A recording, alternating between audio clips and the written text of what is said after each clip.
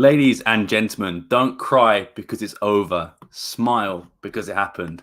There are things changing in the sporting world, but one thing that doesn't change is the Strompcast is back for another episode 240. What an intro. That's a phenomenal good. intro. That was good stuff. That's some of your best work. Thank you. I had that written down as well. So didn't mess it up. Of course, one man leaves, but we got four staying true to the Strompcast. Let me introduce them first. We got the main man, Danny. How you doing today, man? Bro, I knew this day would come. I've been calling for this day to come for at least the last 2 years. And still, I'm all sad about it, all teased about it. But I think there's at least going to be maybe one more, at least from his words today. But we'll get into it. We've been on the Strompcast, for many years. We've seen many comings and goings of coaches. So this will be another one to add on to the book. Almost too many, some might say. Yeah, for real. Shout out Marcel Kaiser, though. Still my favorite. Amorim's brought us a little stability. Yeah, for real. Yeah, this isn't exactly the same as when Sealish left. Let's calm down. I liked Steelers a lot, though, too. I think I was just. You were one of the only ones. You were one of the few. You were the few. Literally. I mean, he's free, I believe. So. Jesus. Oh, let's keep it that way. Let's keep it that way. We've got Richard today as well. How you doing today, man? Oh, all I know is despair and sadness. This stinks. Bro, we won today. Yeah. We won the Mickey Mouse. We're in the final four of the. It's really a Mickey Mouse Cup this year, isn't it? Like it's really pathetic. Which we'll get into that later. Aside from the Amorim stuff, we'll finish up with that because we didn't get to it last week.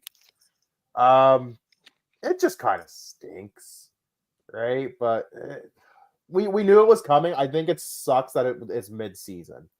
I think if this was like towards the end of the season, the tone is much different. It's the fact that it's still early in the season and the team's doing so well that it's like, damn, like where do you go from? Like the only way to go kind of is same or down. Like you're not going up, I don't think. So it's gut punch. That's all I got to say. Yeah, very true. And Chris, how you doing today, man? Yeah, doing all right. Like Danny said, it's a day we all knew was coming eventually, sooner rather than later at this point, right? Because you could argue it's probably already overdue slightly.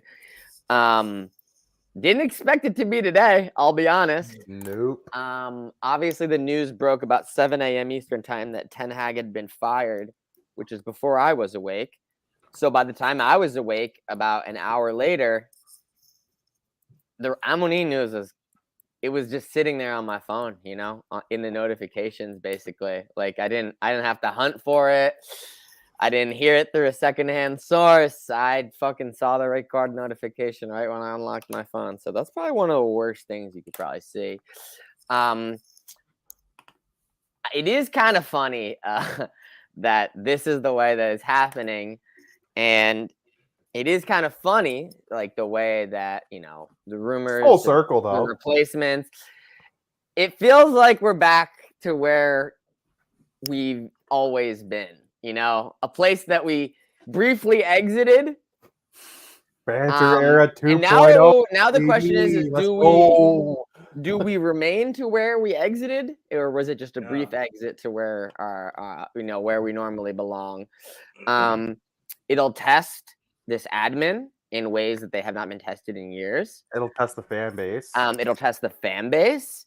Yep. It is honestly, it was coming, right? Things seem too tranquil, too perfect in sporting world for too long. We were going too nice. We had too nice for too long. 2 years in paradise, no issues, no problems. Everybody's good. Everybody's happy. And realistically, it's not even 2 years. It's like a year and like 3 months. A year and a felt quarter, really. too long. Yeah, not even a year and a half. Definitely.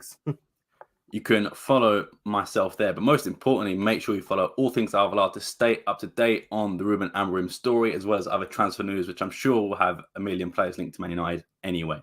So. Fabrizio Romano and Pedro Sepulveda are just like this. They're ready. They're like, we're going to feed families for years with this. Of course, we'll move on to the big news, which is, of course, the Rizzler on Jimmy Fallon. Okay. By the way, Jimmy Fallon, who I don't even like, is unintentionally hilarious in that segment because he seems like he hates them. And he's like being so rude and dismissive and interrupting them. It's funny. Watch it. That group of people is the definition of we let this joke get too far. We let this I get too far. I and low now key we're gonna put it on love the record. joke though. Like every time it's on my feed, I will have to watch it.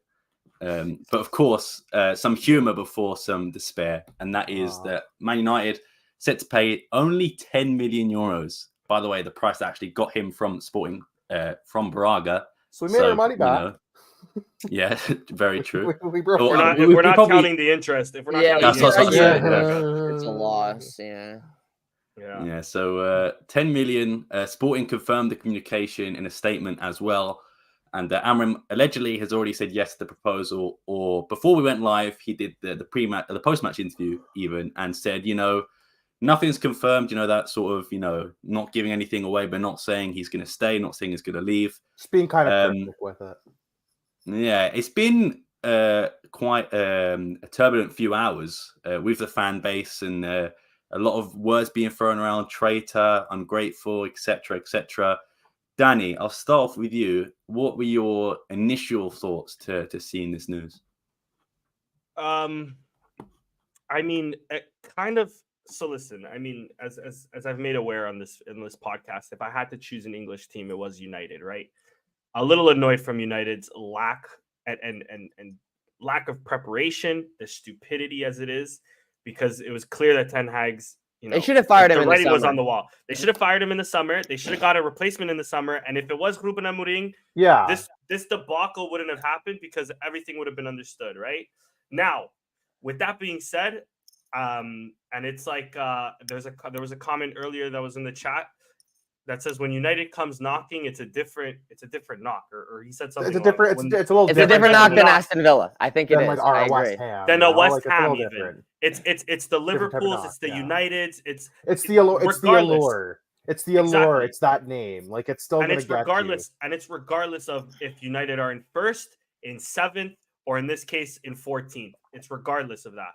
And however, I will just interrupt quickly. You say it's a different knock. He was so quick to go to West Ham. He was on that plane. He was there. He was and then they choked. Bro. He would have went had he wanted to. He even I don't know actually what the truth of actually what ended up happening there. I don't think we'll ever know what happened there. Really. In my opinion, I think West Ham got scared of a whole transition of formation and everything like that. They saw they just how much work spooked. this project was going to be, and they saw an easy option in Lopetegui and was like, okay, that works for me. I don't think so because he was gone. If anything, Lopetegui's even more expensive. Or do you think because he did get on the plane and have the meeting, right? And the meeting didn't go well. Maybe he was asking for too much money. I don't know. Could be. Or he was asking well, according to be comfortable.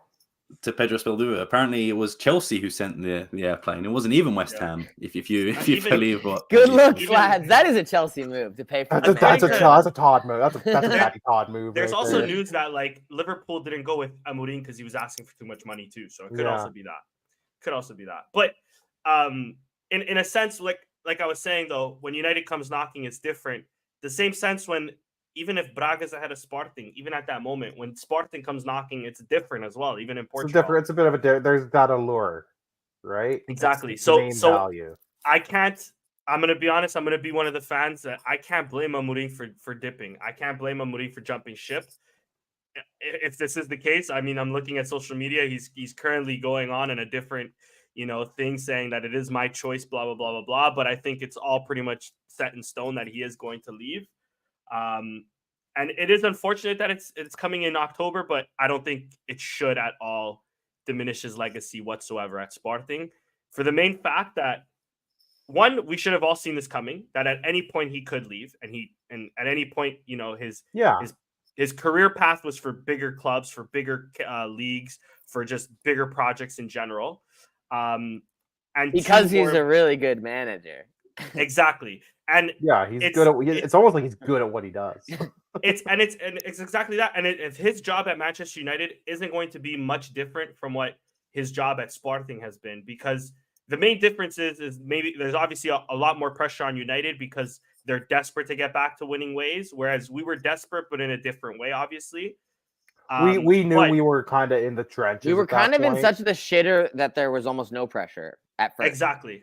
Well, when he took over, to that first season caught everybody off guard. We're like, we did not expect this. Exactly. Yeah, to plus lose, the like, season one was game. fucked with COVID and everything. It was just weird. Oh, Like, it the was whole- just like no one expected anything. But the main objective there was just to get back into the Champions League, really. So it's the same sort of objective that United currently. I don't even know if right now he's going to go to United and they're going to say get us Champions League right now. It's probably I going think to they're be just gonna say just get us Europa. Get us top get us, six. Top get us seven, like yeah. get us Top six, not top looking seven. mediocre at this point, and then take the summer to really evaluate things. Facts. But the thing is, with United, it's the same as Sporting, where they're currently undergoing some great academy players. They currently have a decent squad, but needs a lot of turnover, especially with whatever Ten Hag was doing. And that's exactly what Amorim did with Sporting. We had a lot of academy players that he pushed through. We had a lot of players that were there that were still good, but a lot more of signings that we obviously needed to do. And to that point is where I'm saying where we have to a sense, not be ungrateful for the guy, because he's not leaving us with a shit team. He's also not leaving us. He's left third or this team in a second. better condition than he And he's found. left us by with a couple far. point lead in first place. Exactly. A couple point lead in first place. We have undoubtedly, I don't care what the fuck Porto did yesterday, undoubtedly the best player in the league. If not, we have 3 out of maybe the top 5. High praise for Ricardo's Gallo from Danny. Not Of course. unheard of. You who? That Victor guy? That Vic guy, Who? fucking trash. Anyways, but he's left us in a position where the next manager to take over has something to work with here. But that's the problem. That's I think more so of anything, the fear comes with who's coming over next. Is it going to be João Pereira? Are we going to look at a guy like Abel? Are we going to look at a guy that has a similar formation to Ruben Amorim? Because now the only thing that's up in the air is the amount of defenders we have in this squad compared to the amount of midfielders we have. If we get a manager in that wants to play 4-3-3, any injury in midfield, we're fucked. They don't have the midfield depth to run with 3 midfielders every week right now. Exactly. Like you can run with Hulman, Braganza, and Morita, but the second one of those guys gets hurt, like who do you turn to? You're playing Pot back. You're playing Pot back. You're playing Pot back there, I guess. But then you're intentionally shorting yourself a winger now too again. Yeah. It's and last thing, it's unideal. Obviously, it's not ideal having him leave in October, especially when it's looking so good for us currently. But personally, in my opinion, at least, you can't blame the guy. You can't blame the guy for everything he's brought to Sporting. There's no manager you can compare to this guy that we've seen in our lifetime, let alone in our history. So going to United, no matter how shit United are, it is what it is. I just pray that if things go badly, his next club isn't our neighbors.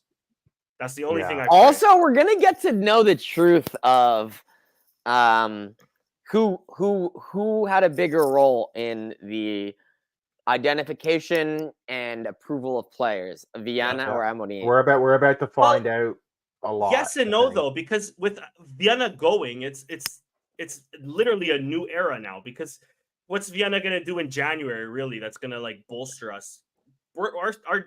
Our I hope at least our squad is pretty much set for January. It's just gonna be sales. It'll probably be crazy. That'd be crazy. I hope not, but if there is sales in January, then okay, maybe let's see one last Hug Viana masterclass if it is him really behind everything. You got us 80 mil for younger. Yeah, I guess we'll see in Manchester which team is better in 5 years. That'll really determine who was the best move. I also, we talked about it previously, our handshake agreement of friendship with Manchester City. Mm-hmm.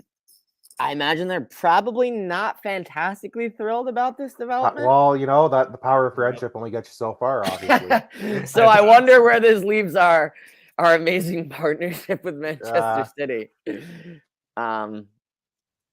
Unaffected, maybe, but we'll see. I don't think it really affects it that badly, if at all. Only time will tell. I think it's more like it's Man United being Man United and being what they've been the last several years, which is we have no clue what we're doing and we're just panicking. And Danny nailed it on the head. Everybody kind of agreed Ten Hag had 0 conditions to run this team going into this season. Like, just as from an outsider looking in, as not someone who's really a Man United fan, but like even the staunchest of You could neutrals argue that the realized- entire thing has been a disaster from the very beginning. Yeah, The whole thing sucked. It stunk. The Ronaldo saga, all of it, horrible. What was the good part of any of it? They won an FA Cup, right? That was won a League Cup and an FA Cup. Yippee-doo. I mean, like, at least they won something. Jesus they Christ. won something, but like he has been such a non-figure the last year. Yeah, I just don't fuck with him. Like it was clear that like he was out of his element. I think it was too much too soon. I look at it as too, like I'm with Danny. I think Danny, you nailed it on the head. Like it's a different, like a club like Manchester United is calling, it's a different allure. It's different gravy, you know. It's the sauce is different, the air is different. I'm looking at it for me. If I was a coach, I would not want to take the Manchester United job at all. I'm not just saying that because our coach is going. It's just a suicide mission. I feel like the last couple. I feel it's just so disorganized. I wish him nothing but luck and success. I hope he does well, but he's got his work cut out for him because I don't think they have I think there's more dysfunction in Man United now than there would have been had he taken over a few months ago. There's more dysfunction in Man United now than I think even there was with Sporting, because Sporting was bad, but no one had expectations. Man United's shit, and there's still expectation from some parts of that. There is stuff there to work with, though. There is. But I think morale is probably bad, and obviously none of them had bought. I mean, like I think that the locker, as they said, the locker room's gone, right? So maybe there's a chance to regain the locker room, right? Yeah, he's already got like 3 players in that locker room. Bruno Fernandes, right, and after that miss that I seen Dalot do this week, I'm sure Dalot's on his side too, basically. I seen the crux issue. If Diogo Dalot doesn't miss that sitter, we're probably not having this conversation. We're not having this conversation. I seen a picture of Amorim as a Benfica player, and who was behind him? Victor Lindelof. Another fun fact. Lord. Crazy. They teammates. There's also a picture of him facing Johnny Evans when he was at Braga. Well, he's not a direct. And also Eriksen when he was at Braga, and Eriksen was at Tottenham too. Yeah. Crazy. We've got we were talking about this before the show. He's got his Luis Neto already built in the team. He's got Johnny Evans. He's got his requisite old guy. He's got his vibe. He's got his vibes guy already. Johnny Evans starts pretty much every week. It feels like for United as well. Look at your options. It's Victor Lindelof and freaking Harry Maguire. I'd probably start every other week for them if I was on. No, they still have like Martinez, De Ligt. Martinez, De Ligt. Yeah. To be fair, I think we should respect Johnny Evans. He's not too bad. Johnny Evans is good. I always like Johnny Evans. I saw someone like selecting. I'm like, that dude's won like almost everything he could like in England. Like, he's a good player. England international, played at World Cups. Like, good for him. As my dog's going crazy, but I'm pissed. He's Northern Ireland. Yeah, Northern Ireland. Or for Northern Ireland, yeah, or for whatever. But yeah, like that's a guy who's been around the block and like done some cool stuff. Bro, that dog is not happy that Amorim's leaving. No, he's voicing his concern. She's pissed. Yeah, I guess I'll go next. And like I said before, with Amorim, whatever happened with West Ham, I guess we don't know. But he did seem rather quick to go on that plane and take that job. And he even said, I've disciplined players for lesser infringements. And he held his hands up and he was like, you know what, I won't do it again. My apologies. And that was before he'd won a title. That was, I think we were playing Porto the next week or something like that. So it was a big game. And then he said he wouldn't do it again. Then he did it again. And like, I agree with you, Danny. I think it's a job that you can't sort of turn down. But I do think it is fair to say that he is leaving us high and dry right now. We are probably the best we've ever been in terms of a football club. I mean, we had a game like 6 hours after this, and we have another game Friday. Exactly. Yeah, we have a game in like a couple days. We have like multiple games. But it's also is he gonna jet to England the day before? Is he gonna manage Friday? Is he already gone? Like, our fixtures consist of Man City, City. Braga, Arsenal. I think Benfica's in there over the next that sort of period as well. And this is the time you want to leave? Could you not have, waited? Because you. But This he is doesn't- a big to his Matthias point- Nunes leaving before the classic. Dalot was like, no, Ten Hag's leaving now. That's Sorry. what I'm saying. But it's not. Today. It's not necessarily his fault of the timing on this. What is he gonna do? He says no, waits for the summer, and then in the summer, United are. Well, yeah, because United Liverpool sack are a not. manager every year. It But we comes don't up know every this. single Maybe year. we can sign Ruben Amorim in June.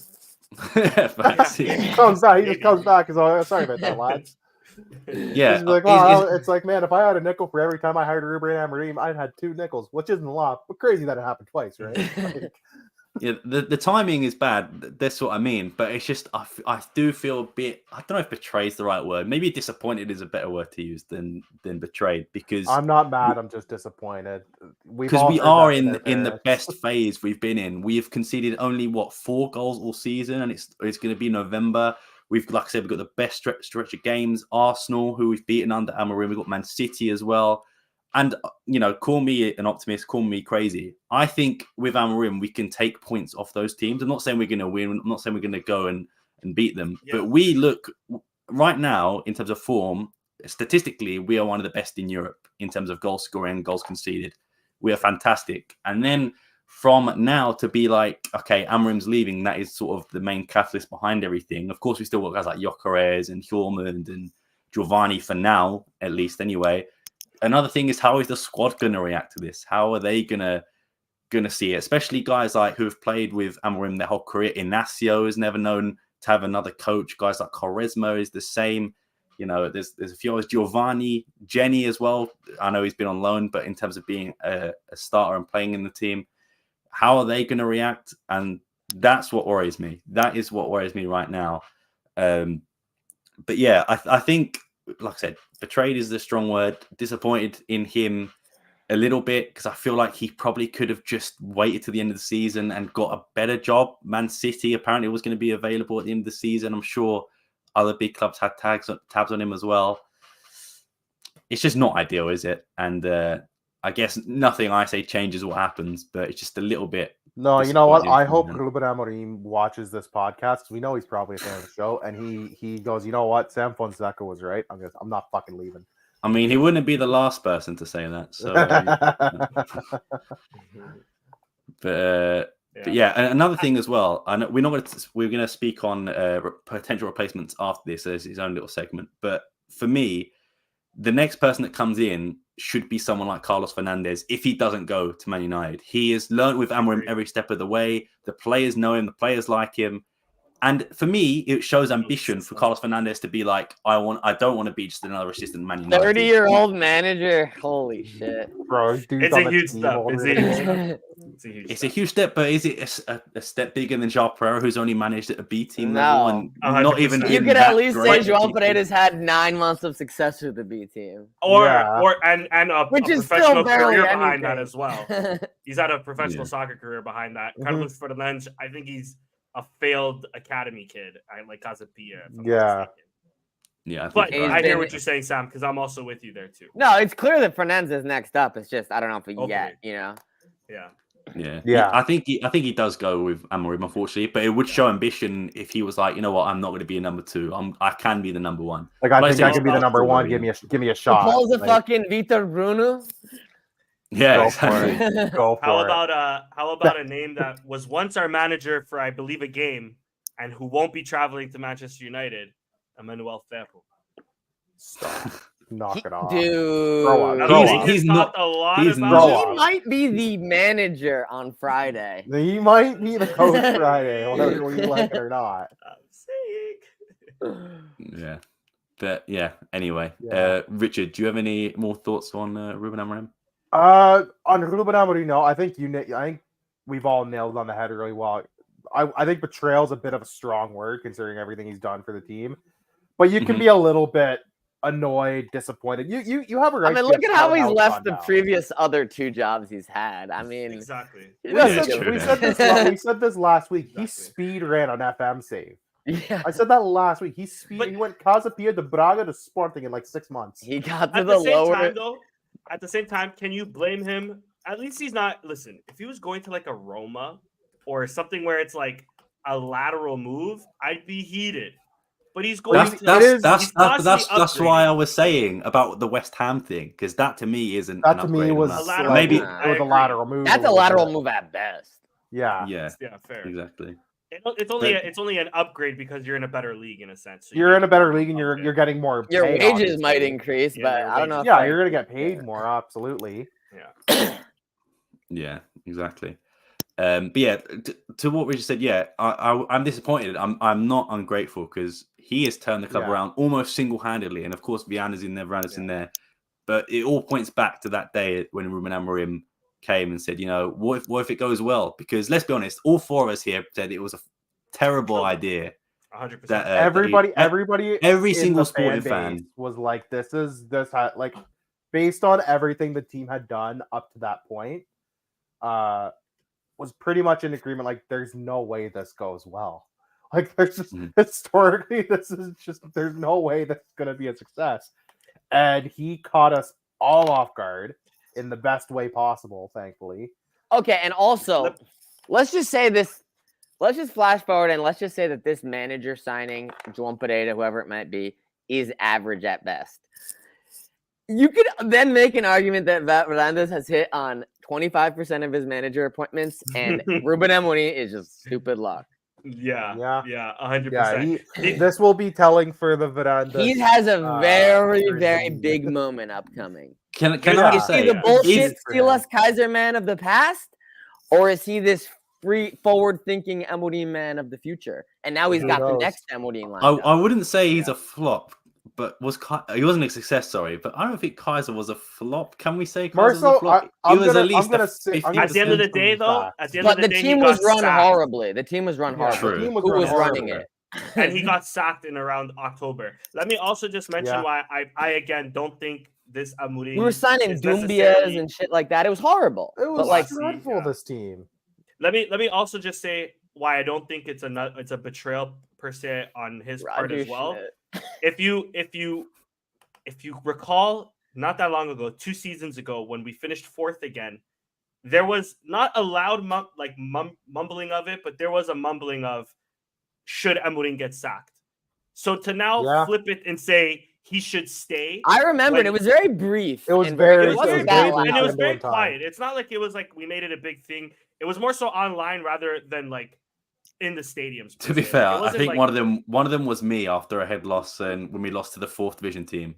Which is fair. Which is fair. That season was horrible. It's fair, and that season was horrible. But at the same time, because that exists, I don't think we could have like a look of this as betrayal, because to a point where we can say like he should have been sacked mid-season. The fact that he's upgrading mid-season, regardless of how United are doing, this is an upgrade. I think we can't blame him. It's a thing of a career path, of a career choice for him. I don't think we can blame him for this choice. He's fucking us 100%, but at the end of the day, his responsibility isn't necessarily Sporting as a whole. His responsibility is getting the best out of his players. He was a Benfica up until 2020. Exactly. Especially to our eye. And That's the game, man. This is the game. I'll go further. He was the Benfica up until 2021 when he won us the league title to most of us. Hey, and today again, or this last week, he's a Benfica again because of this decision. So I mean, I find it really hard to say that he's betraying us in a sense. Yeah, I think it's just the game, That's the game. Exactly. To quote Harry Earl to Shaw on the side, man. The game's the game.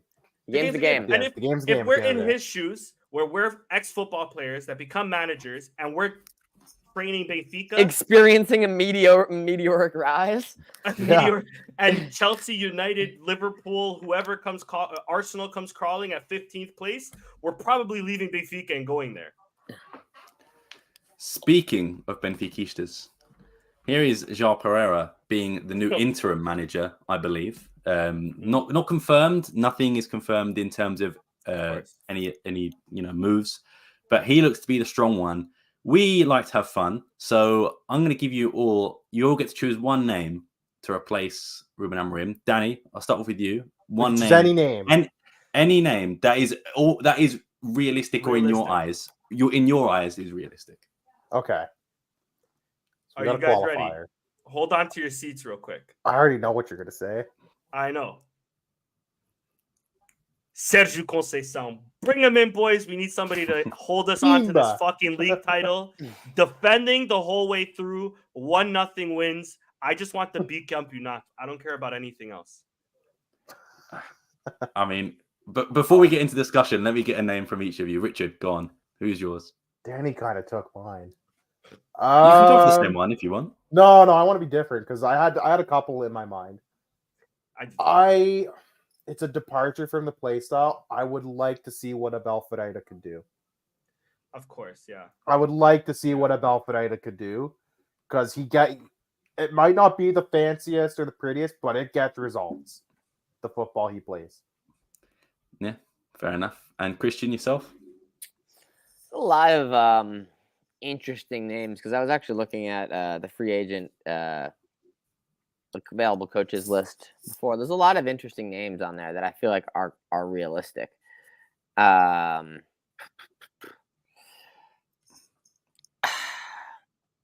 Perhaps I think a good manager for us would be recently fired Al Nassr manager Luis Castro. Great shout. Great Great shout. shout. Off the Forgot board. about That's a good shout. I like that. Off Fair the enough. board, Chris shout. Oliveira. I like that. Got me. I'm going to go for one that could be realistic, probably 50-50.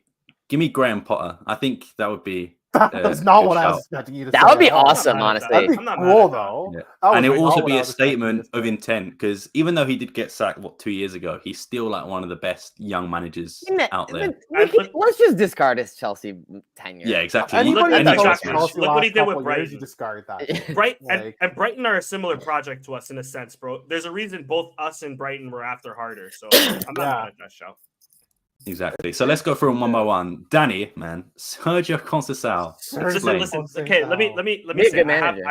I've broken them down, and I have a top 3 though. And Luis Castro's a great shout. He might actually sneak into my top 3. My number 1 is Isabel Ferreira, but it just seems out of the realm of possibility. Although now we have money, so Expensive. You'd have to buy him Expensive, out. though. Yeah. You'd have to, but yeah, you're basically. But I think out of the breaking Portuguese managers at this current moment, that not named Ruben Amorim, he's the best one available, I think. Or not available, but he's the best one out there at least.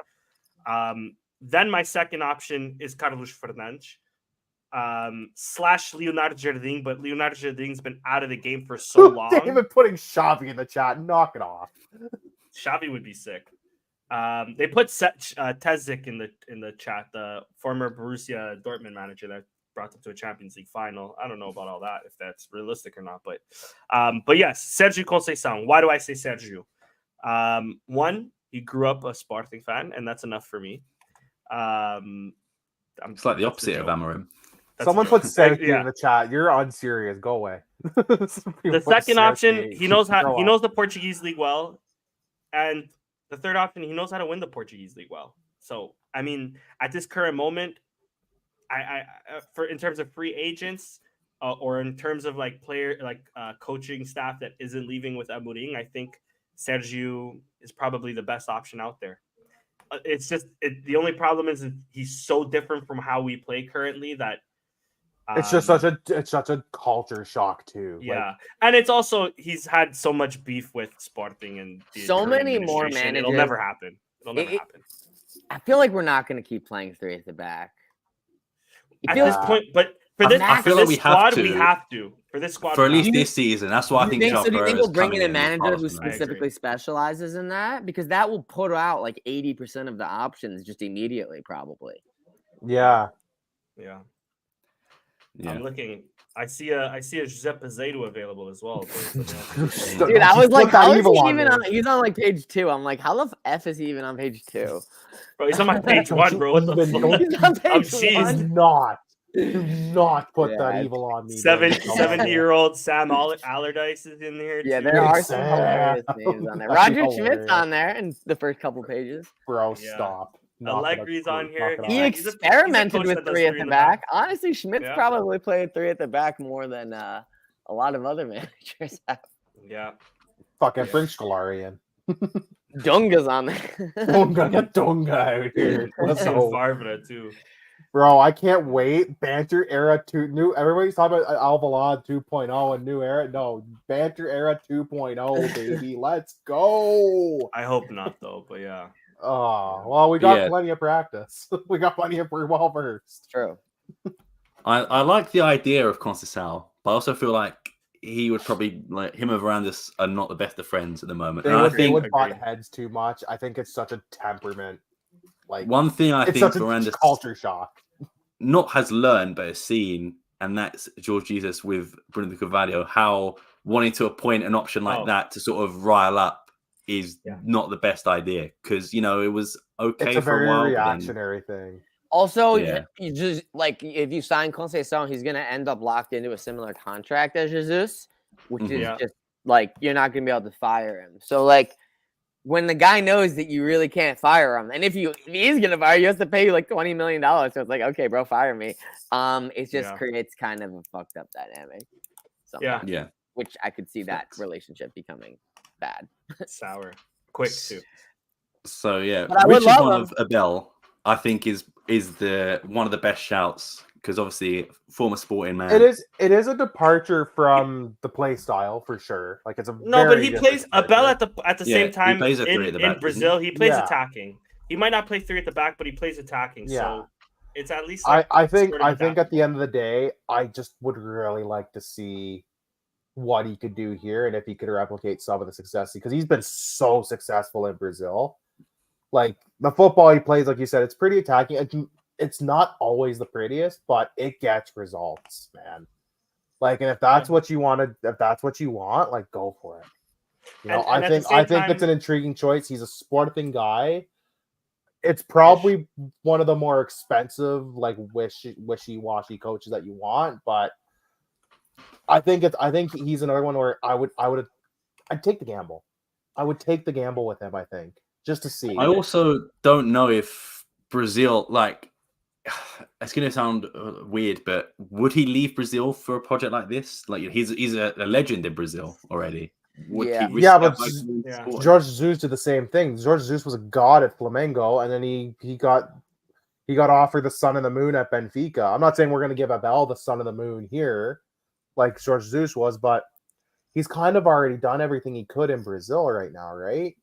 So you do gotta wonder, does he feel like, okay, I've kind of done what I could. Let's just kind of move on to the next project. And it would be it's a project that he's familiar with the club, he's familiar with the fan base, he'll be familiar with some of the players and coaching staff and like training staff and stuff. So it's worth at least a thought. I don't think it happens, but it's worth. I think you at least make a phone call and see.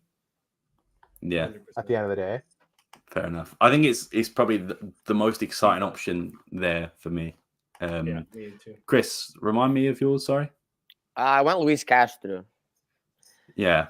To be honest, I'm not too familiar with him. The only problem with him, I feel, is he's definitely coming off a fat fucking salary. I don't know what it was, but it's probably not. They pay a lot. I mean, Brazilian league is so much It's more. likely competitive not than what ours. we would be willing to offer him. Yeah, that's the downside. Is the So, Brazilian league but is at the so same much more time, long. like he's 64. Maybe he's self-aware enough to know, like, maybe the opportunity to just get into managing. This would probably be maybe one My of the next biggest, best bet. possibly the biggest club I've managed. I mean, I managed Porto briefly. Yeah. A lot of other smaller Portuguese clubs, Botafogo, Al Nassr, like Sporting is a massive club in that list. So perhaps the opportunity is worth it, and he's willing to take a 50% pay cut or something or whatever he was on. I just think that he's kind of like a safe appointment to guide us through the rest of this season. And then we can maybe eventually sign our next Ruben Amorim either next year or the year after. Just forcing the next Amorim label on João Pereira kind of feels unfair to him. Yep. Even if it is true, and like you just wait, you're gonna see. It feels like it would feel kind of like David Moyes when he took over from Sir Alex. Like this is the People are expecting him to be the next Amorim. I feel. Yeah, I just feel like you're setting him up for if they go with enormous him. pressure and failure. Like you're 'Cause giving it's like, him just oh, an impossible I- thing to follow.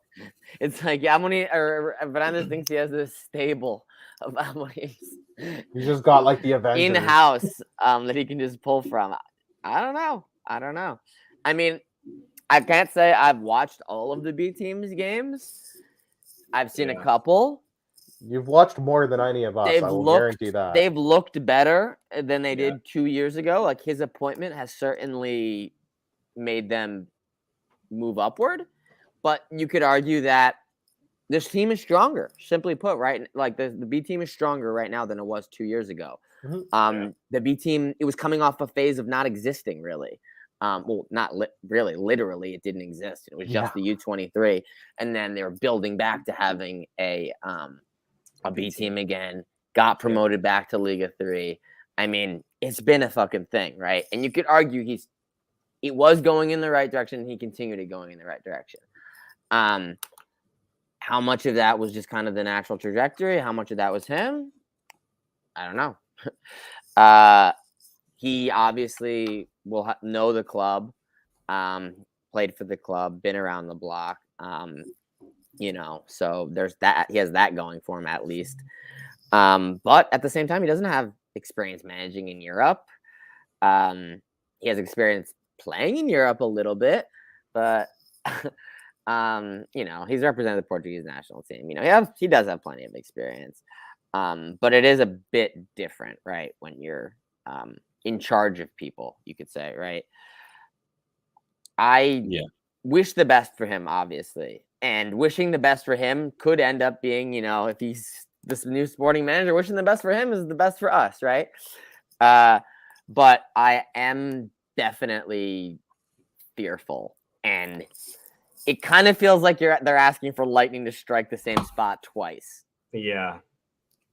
Which is James, I will say, typically not that likely. He's gone. Let's be honest, he's gone. I know he hasn't said he's gone, but he's gone. There's no way Sporting agrees to a statement like that saying Manchester United have expressed interest if he's not going. If they didn't say anything, they'd be like, yeah, well, maybe there's a chance. But the fact that statement came out is pretty much a foregone conclusion. I will say about João Pedro as well. I don't know if when he was given the Sporting B job, it was sort of said to him, if Amorim leaves, that you're the next up. We're going to sort of. That's a crazy thing to say to him before he's even managed a game. Yeah, that is true. But just be like, we're grooming you to be this next. Yeah, that could be it. Like, we've got you. We know this isn't going to last forever, so we want this to be you. Because we assume the B team is not only for just for the players; it would be for the manager as well. If you do well enough, you'll move up, and that includes the coaching staff as well. So I don't know if that was said to him. But yeah, obviously the B team is supposed to be made in the image of the A team, right? So that you can eventually transition, right? It's typically the goal for players. You don't think about it so much as managers, but I agree. It does seem like that could be the case here. I will say the similarities are palpable. A former Lampião now managing a B team. It's like, it's almost exactly the same as but he's one of us at this point, though. He's played more at Sparta than he did at Benfica. He's like Nuno Santos. He's like Nuno Santos. Yeah. Yeah. But I think that's it for Amorim news, unless you guys got anything else you wanna add on. Just that he's doubled down on. He said it's my choice. I'm not sure yet. Pretty much from his press conference that I said in mind. It will be the best thing to see say. What players he looks to bring with him in 2 months. Yep. Hopefully not. Amorim pretty much said a whole lot of nothing. Like that. That's it. Like he always does. He's very his hand close to his. He's very cryptic, dude. Yes. Downplayed his ability to speak English. Yeah, my English is rudimentary. Get out of here. My English is unless he has no idea what the word rudimentary means. We've heard him speak English too. That's the problem. That's the crazy thing. Like, bro, you ain't fooling anybody. He's made that effort to speak English in press conferences, bro. It's not hard to find. Top 5 Ruben Amorim. I remember watching it at the time too, being like, "Fuck, this guy spoke in English. Like he's literally telling the world, like, I'm ready for the Prem." Done. Well, let's be honest. How else is he going to communicate to Marcus Edwards? He's not learning Portuguese. Yeah, he's not Marcus or Edwards- Spanish. At Marcus this point, it's Edwards still, is remember that rumor of like he only wanted to sign Portuguese and Spanish players because of the language? I don't think And that then was a where rumor. I think that was the truth. And then eventually he was like, He was just like, "Fuck it, I need a Fuck it, Swedish we guy bought in if you English." you realize there's a lot of good players who don't speak Portuguese and Spanish. Yeah, or Spanish. Yeah, really, you Exactly. find that out real quick. And I think he broke it with Morita as well. Like, if anyone to Yeah. buy, I've actually was Edwards before Morita. He might have been. I think Edwards Edwards was was before before. Morita, Yeah. yeah. Then it was Edwards and Morita. then. I'm pretty then sure. I'm Morita pretty right sure. after. And then the anyways, floodgates were open at that point. Yeah. Yeah. And he was like, "All right, yeah, No. bro. I don't. My English rudimentary top 5 Ruben Amorim lies right there on tape. Like, bro, what? Yeah. It's like, the comparison of like Hulk Hogan always lying wherever he goes.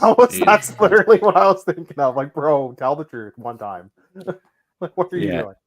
I'm just we happy put- that he's giving in his 2 weeks notice. That's why he's playing out these 2 more games. That's Yeah, I mean- it's called enough. quiet quitting. Just International in break, time. international Yeah, break so- in like 2-3 weeks. Yeah, it's actually Just called in time. quiet True. quitting in the corporate. As someone who works in corporate, that's Quiet the quitting. technical term. It is not quiet. It is Yeah, it's the very loud. opposite of quiet. Anything but. He's The been only way. his the next only way- employer is basically telling his current employer, like, "Hey, how good of a worker is like they're asking for references at this point." Yeah. Yeah, they're and he's saying, like, putting oh, down he's his a current The only employer. way it would be any less quiet is if he was leaving like on really bad terms. He was like, "Fuck you, fuck you, fuck you. You're Yeah. cool, you're cool. Fuck you." Like literally on the way out. Yeah. Yeah. We have put a poll up if you want to vote on the 4 managers we've chosen. Of course, you can Abel's leave your winning. own in the but I'm the comments only one who below. voted. I'm going to vote for mine then. Sergio Costa is currently winning with 85 votes. Crazy. But of course, Rebel it is crazy. will change. But yeah, For it. going from we'll start off with the Liga game first because I feel that was the We more got important we one. got actual games to talk about now. Jesus, I'm tired. We got actual games we got to cover. Yeah, so Famalicão, Lord. Usually Ruben it's hard Amorim's sort of bogey team as well, managed to beat them before leaving. Lineup is as followed: Franco Israel in goal, the Basti Monde, Ignacio Braganza, Morita, Giovanni Kenda, Nuno Santos, Pedro Gonçalves, Trincao, and Yokres. Off the bench came Jenny Hulmand, a returning Saint Just again, Maxi Arujo, and Conrad Harder. We saw the GOAT Rochinha on the other team as well. Shout out Rochinha. Bro. We also saw Nuno Santos' ligaments get completely destroyed, or his knee get completely destroyed as well. He is out for the rest of the season. Tendon is a weird one.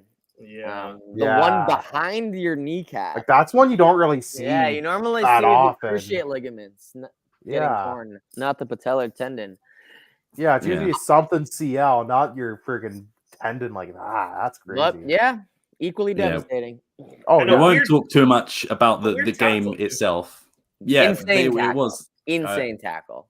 I thought it was a Yeah. straight red. If I you think look at- because I he got thought so hurt. too. Because he got It hurt, was he saved brutal. himself from getting a red. Yeah. Yeah, but we got the foul, which was even crazier. He gave the foul Yeah. to us. But apparently, so from people that were there, they said the TV cameras didn't show it justice because apparently, like Nuno Santos was like crying on the floor, like grabbing onto Yeah. Danny Braganza. So apparently, everyone knew it was quite serious. I didn't think it was that bad. I thought maybe it's the way he landed, but He's then torn his knee before, hasn't he? I think he did it at two Benfica separate Rio times. Ave, Yeah. So he knows what the pop feels like. he knows Yeah. what it's like when you screw up your knee in some fashion. Yeah, there. Unfortunately. There is. I feel bad for him just a little bit because of this as well, because now he's coming back from an injury and has to prove it to an entirely new manager too. So I feel for him because they're already talking about how, he's losing his starting spot. Is he going to Losing be a his hair. starter? Blah, blah, blah, blah, blah. And now, there's the tear. And he has to Like, is prove that it to a it? Yeah, it's a manager. long way back for Nuno Santos for sure. At age Yeah. like 31, with Yeah, a new Yeah, manager. early On top of 30, that, at too. 30, 31. Like that's not an easy feat by any means necessary. Yeah.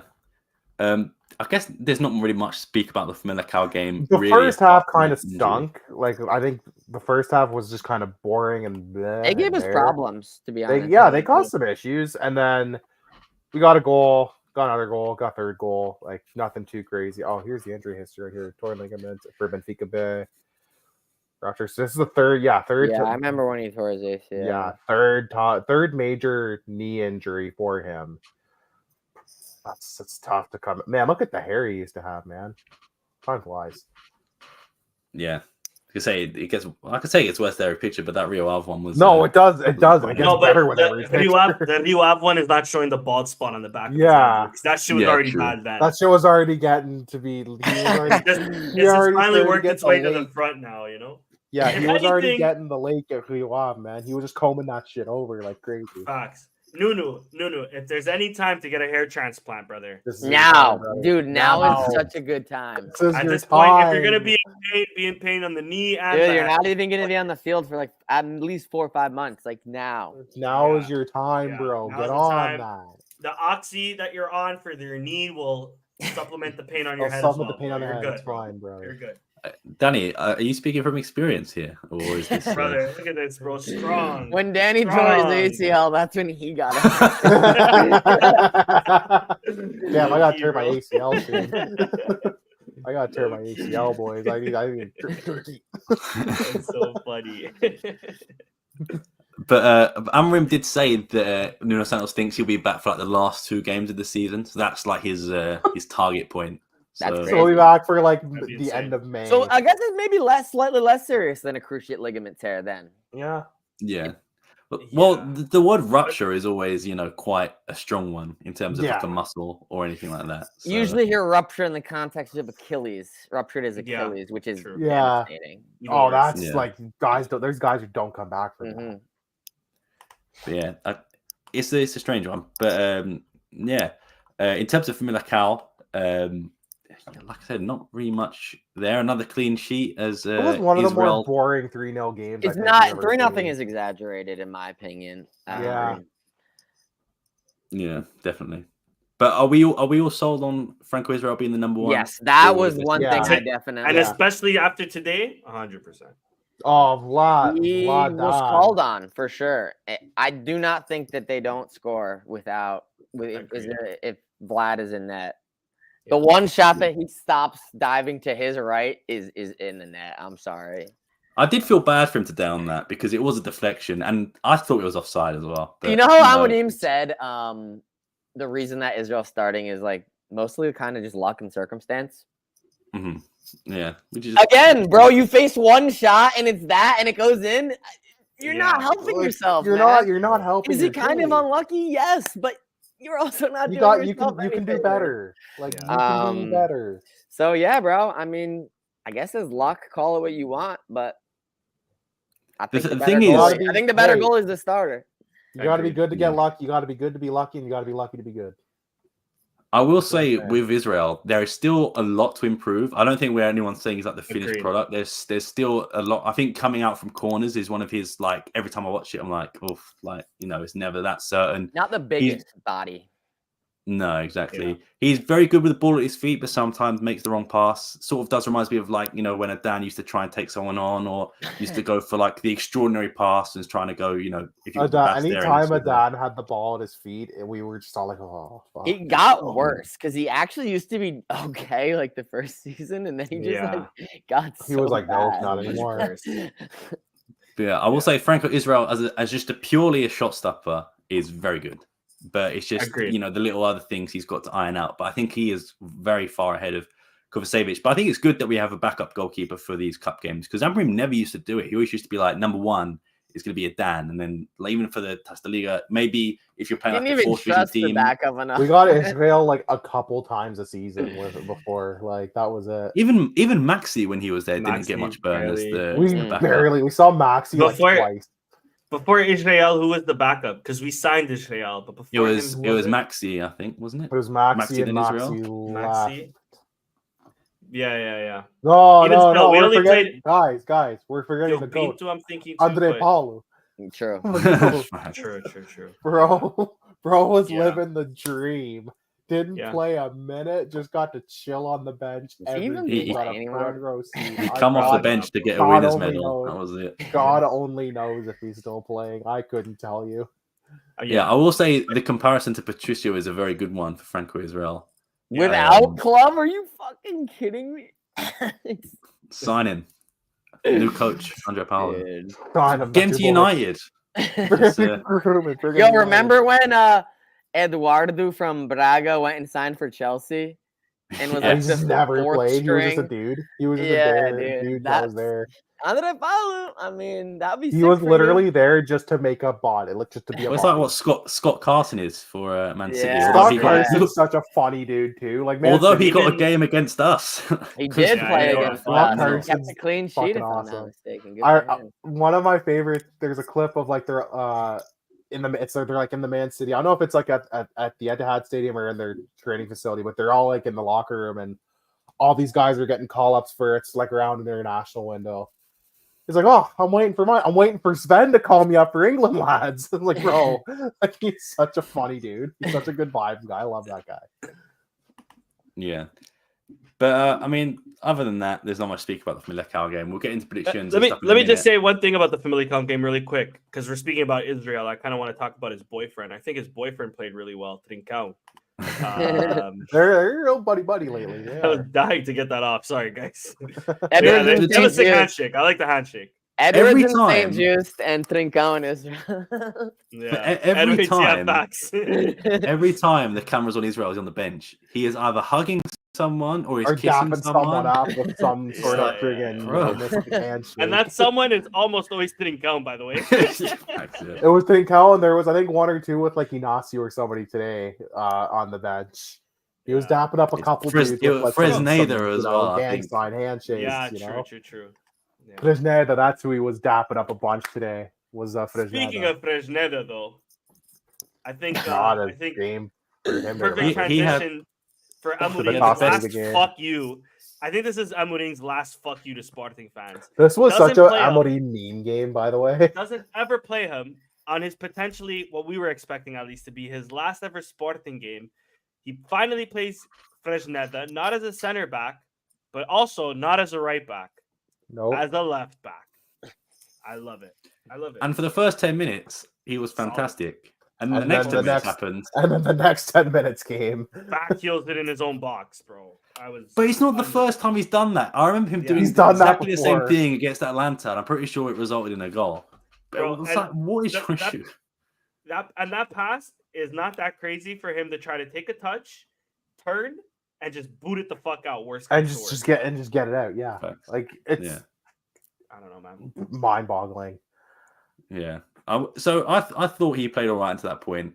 Maxi Arujo was a very weird one when I was watching because I thought he was awful in the entire game. But I didn't like it either, bro. I didn't like him that much. It gave me the vibe of like a really talented winger, like in my league, like playing against a team that he's better than. He knows he's quicker. He knows he's more skilled. And he just keeps trying to do a little bit too much. Yeah. And like he keeps losing the ball. He keeps fouling. He keeps trying to like go over the back because he's like losing the ball dribbling. It was just not his day. And that's usually what that's a sign of. Tough start for Arujo at Sporting. But like I could see the flashes are there. But like today was fucked. Yeah. Agreed. But everyone was like, I looked on social media, everyone was like, oh, he's having a good game. I was like, is he? Like, maybe I'm not paying attention, but no. Yeah. But what you say about him being a Sunday League, he looks like a sort of Sunday League baller. Or like, you know, if like a recreation of like a documentary, like Ted Lasso, for example, he looks like someone out of Ted Lasso. Like, he looks, I don't even know how to say it, but he looks like too defined to be a footballer. Do you know what I mean? That's gonna sound strange, but like it's the hair, bro. It's the hair, it's the eyebrow, it's everything. He looks like a runway model. Let's be yeah. But yeah. Fresneda, first 10 minutes was good, then it sort of went downhill. What almost gave them a free goal, which would have maybe made the game more interesting. Yeah, would have made things kind of funny. What else can we say about Victor Gyökeres? That free kick is sensational. Holy smokes. First free kick goal in 4 years. Who scored that free kick goal? Pedro Porro versus Famalicão in 2020. That's crazy. That wouldn't have been my guess for some reason. It's just so funny because the journalists like mentioned this in this press conference this week before the whole Ruben Amorim rumors and shit like that. So for us to score off because this wasn't our first attempt for a direct kick on goal. It was maybe our second or third in this game. For us to finally get that in after they spoke was pretty funny in my opinion. But what a goal! What a goal! And on potentially his last game as well, that he finally decides to end that drought now. It's like, and I will say, drought incoming, boys. Let's listen, go. there's a drought on the Taça de Portugal, Ruben. So I mean, what the fuck? The journalist may have asked the question, but we've been here since the 20th of September. We knew it, and we done knew. Facts. Yeah, and then a month Cite later, your sources, you dirty journos, bro. No. Almost a month, a day and a month later, whole flow, bar for bar. A month and a day later, we break Crazy. that. But no, crazy goal as well. I don't know if you guys seen the angle from like the fans' point of view. Yeah, it's It is incredible. It just Crazy. the swerve on it is crazy. and again, it's just a typical like if you were to think of, I don't know if he's ever taken a free kick for us. I can't I recall. don't remember one. But if you're to think of Gyökeres scoring a free kick, is it not just him just smashing the fucking ball? And hope it's just hit it and like hope. it's so on brand with what he does, like insane. It's like if I expected Haaland to take a free kick. I don't expect finesse. Yeah. I expect him to just freaking I expect launch just that fucking thing. straight power, bro. That's all this was. Yeah. Marcus Edwards again, 45 minutes coming off injury, gets hooked again, like Fresneda. I thought he played well for a little bit there too. Played all right. He had his Yeah. 10-minute flash. Again, just Yeah. turnover machine, horrible crosses. There was For a me, minute where it's- he was taking on like 5 players and he did well and then just lost him on the last challenge. My biggest Yeah. criticism of Edwards is his end product. Everything else is fantastic, Yeah, and then it's just like the agreed. final pass, the final shot, anything. It's just a bit delayed, and I think that's probably why I'm. That's been a common criticism There's for a while. There's a reason why he's at Sporting and not in the Prem, right? Like that's There's a reason There's a reason interest top on him 10 in the cooled Prem, down I a should bit. say. Yeah, facts. But it's also his first game coming back from injury, so yeah, I'm also cool with being patient on the guy too. The rumors of him going to United are funny though, because there's no way. I thought that was hilarious. I thought that Already was got hilarious. Anthony, bro. United. He'll take Trincão before he takes Edwards to United. By the way, Bro, they need someone to Any hang United out fan with watching. Ruben Anthony. He hates Edwards. He hates Edwards. Bro, he can't stand that dude. He's talked. If there's any, he doesn't talk much shit about players in the press conferences. And But I if don't there's But one he player talks he shit has, about it's Edwards. Edwards. And they'd have to give free money to Tottenham, probably. Like it's just it It's doesn't not worth make it. United sense. don't care about that, bro. United don't. Yeah, care. I guess they don't. They don't even give a fuck. They about paid that. 80 million for Maguire, bro, and they were competing with Leicester at the time, bro. They didn't care about that. I will say as well on the subject of Man United again. What is the percentage that he brings Esgaio with him? Is it like 0.01 or is There's it a like non-zero. There is a at least a non-zero to that. 5%? I'm putting $1 on whatever the odds are. Do you think the you would odds are, bring a put it- veteran? We don't even have any veterans. Yeah, at this Too- point, We Too have like a bad squad Paulinho's- age too bad average of Paulinho's like not here. 23. He's gonna bring. I'm He's just gonna trying go. to think of like, is there Fuck anybody Paulinho. he's played with at Benfica that has had like a Premier League like journey Almeida. that still plays? Almeida, Maybe. Rafa, like Like I'm trying to think of like, is there any old Portuguese guy at Wolves that he's gonna bring to not United at as like the Yeah. experience? Totti Gomes. Totti go. Let's go. Maybe. I know, like everyone he played with is retired now. Well, yeah, no kidding. They're all. They're Nah, they're Lindelof. There's no like Ronaldo. It's like there is Ronaldo is his Ronaldo. generation, you know, and That's he's it. That's still really all playing. that's There's left. only one of him That's And true. like Nani is still kind of is trucking along with kind Noah. of playing. yeah, exactly, kind of. Yeah. But like, yeah, But- a lot of those guys are just they're not playing anymore. Yeah. I mean, Paulinho is on great form in He's been- Mexico. Killing it in Mexico, man. He's probably scored more fucking- goals than Man United strikers combined. I'm just this saying. season. Yeah, So, But let me also say, Højlund is essentially Paulinho, where the link-up play is great, they just can't score. there's just no So- end product. United fans, I can't wait for you guys to get so frustrated on why is Amorim still playing Højlund? Why doesn't he sub him off? And then he's Boys, gonna score a enjoy that banger, and shit. you'll be like, "That's why." Yeah, enjoy that. Enjoy. I can't wait. yeah. I guess there's nothing else really to talk about that. If that works for you We guys. could talk a little bit about the Taça da Liga, like the Ultras fan boycott, which I thought was hilarious because like they boycott most games anyways. Yeah, I was gonna say, like, you just did what you've done. You just do what you've been all year. doing the last couple years. Cool. Like, didn't notice. Well, I think the format is stupid. I wish, to be honest, I know we say about Mickey Mouse cuts, but I think this year, if we just played our under 19s, I wouldn't care. I wouldn't give a shit. This was such a wash. This tournament. At this point, year. I'm not even with. Usually, I'm one to support the Taça da Liga, but if it's gonna be like this, scrap the competition. I'm cool with that. Make it back to how it was with the groups, because at the end of the day, the Taça da Liga is supposed to be another avenue for the little teams to maybe win something, or at least to compete in something. Because at least make money. At least they have a chance to qualify. Like, there was no guarantee they would qualify. You have to win. You have to win like 1 or 2 games in early August. Like, I was gonna ask. Yeah, teams aren't always ready. Like, I love the early August Taça da Liga game that counts. Fuck it. The way it works is the top 6 of the league of last year, and the top and the two of the promoted teams. That's dumb. Yeah. So there's no second division teams. That's how you run a preseason tournament. Yeah. That's not how you run a tournament like this. Either I'm of the opinion, just scrap it. Like, no one cares at this point. If it's gonna be this, 100%. If it's gonna I also be this, think they're gonna try and move the final to somewhere like Saudi or Dubai or somewhere like that. I'm cool with that. Cool, if it's a group setting, bro. Because imagine a Saudi Arabia of its like Estoril against Gil Vicente. Like, they happen to make it to the final. Yeah, cool. Yeah. They want to eliminate the possibility of that happening. That won't. Then if you already feel the need to have to fix the tournament like that, don't have the tournament. Yeah, like if you already have to make that type of mental gymnastics, it's not worth it. I genuinely think that's why they've put it to this format, because they're like, okay, we want to see the big teams. That's why we're going to put it in Saudi or Dubai or Qatar or just somewhere abroad. But the thing is, I would rather they just do the Super Cup like how Spain and Italy do it, which is just make it a Final Four anyways and play it abroad. Now, their reasoning, from what I understand, they said that they want to do this because of like the amount of games these teams play. But then if that's the case, then don't have the big teams involved in it, because the big teams are the ones that are playing more have all the games. Anyways.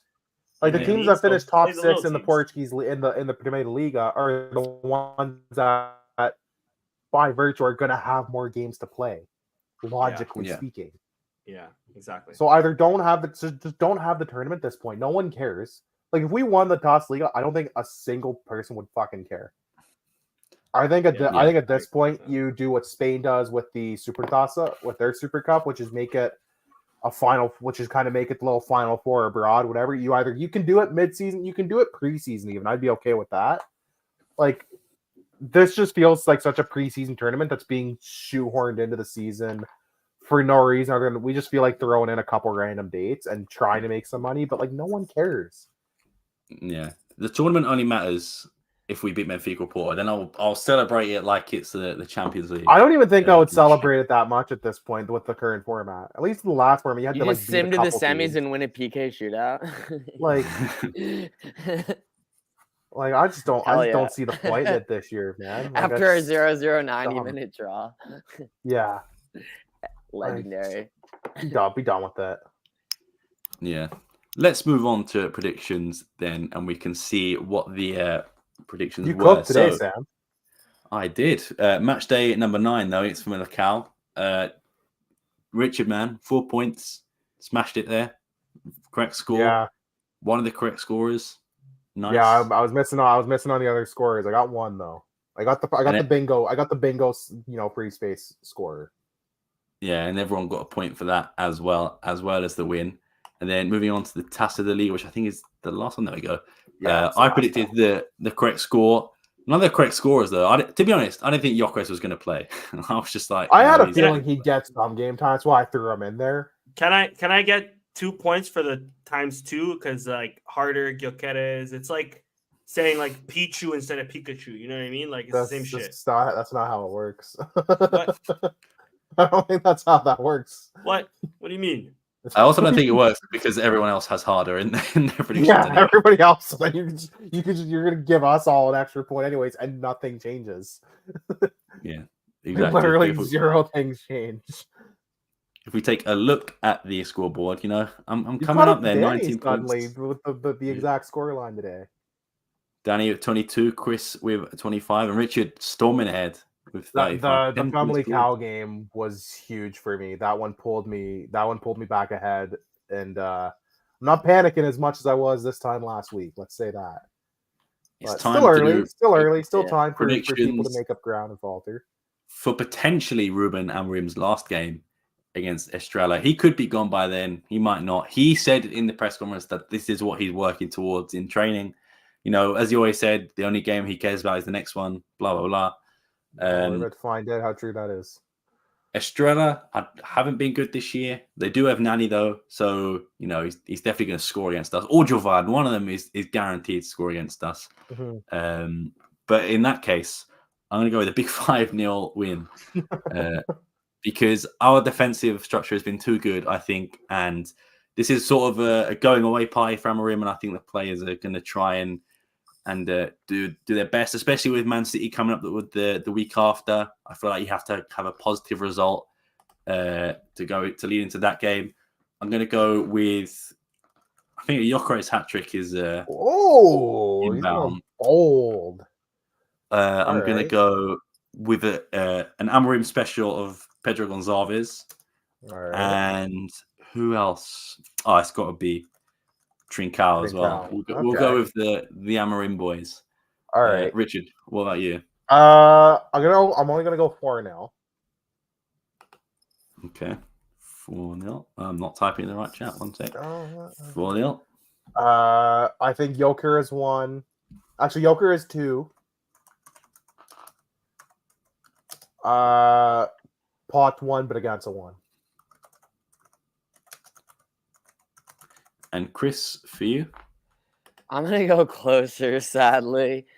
The first game of the Emmanuel Ferro era 2.0 might not run as smoothly as might not be planned. Quite what we hope. 2-1, scrappy, but it's enough in the end. They get a banger from one of our former players.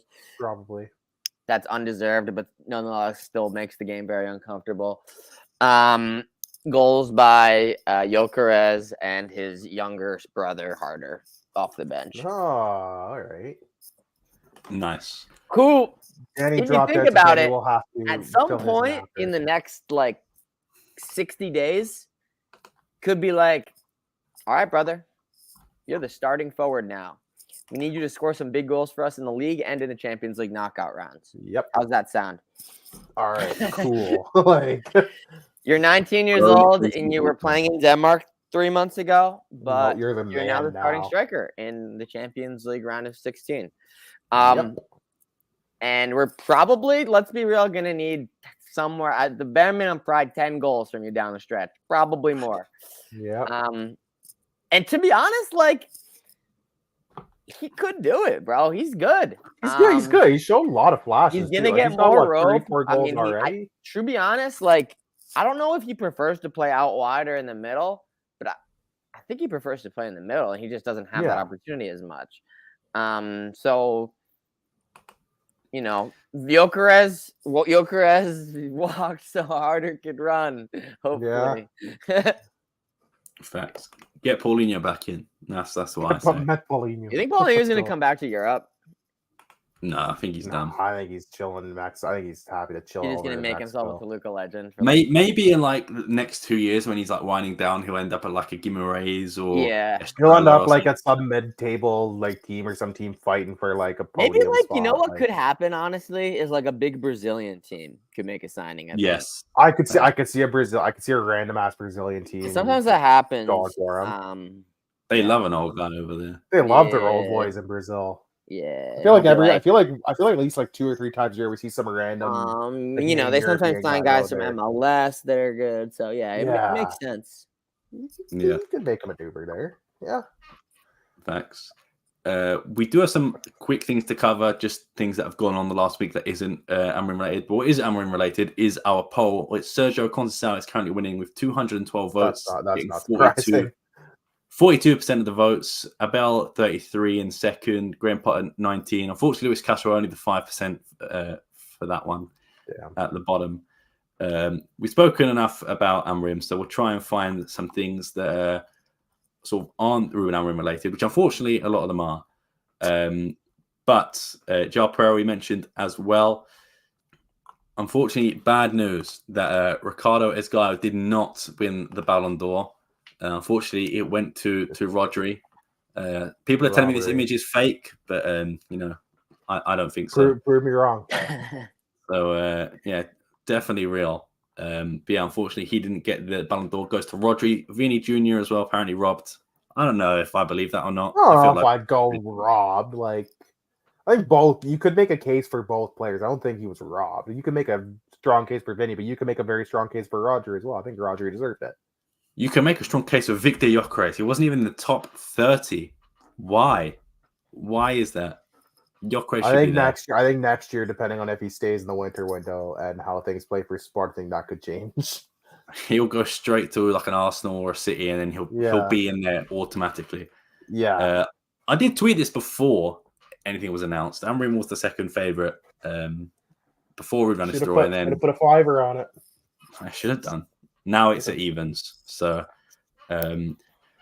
Ioannidis not scoring a lot for Panathinaikos in Greece and suffering another injury. 2-month goal drought. So it looks like Harder was the better option. He's no Sporar, man. He is no Sporar.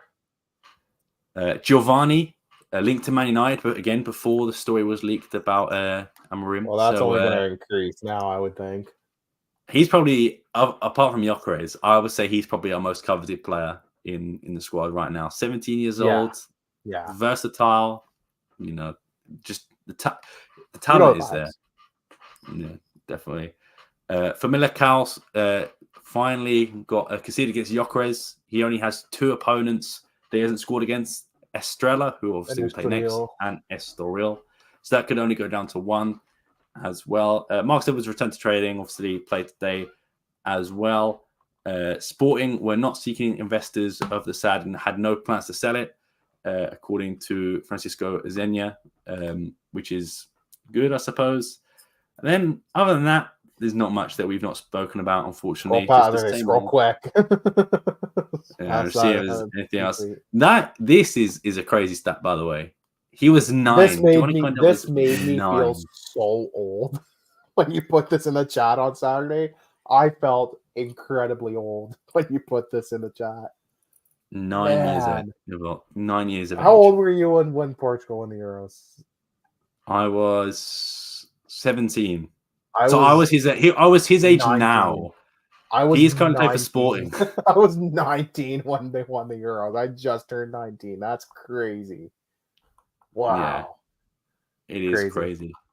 Last one before we go. We mentioned it earlier. Sporting have only conceded 2 goals in the league this season. Last time Sporting conceded a goal was over 2 months ago in the 17th of August.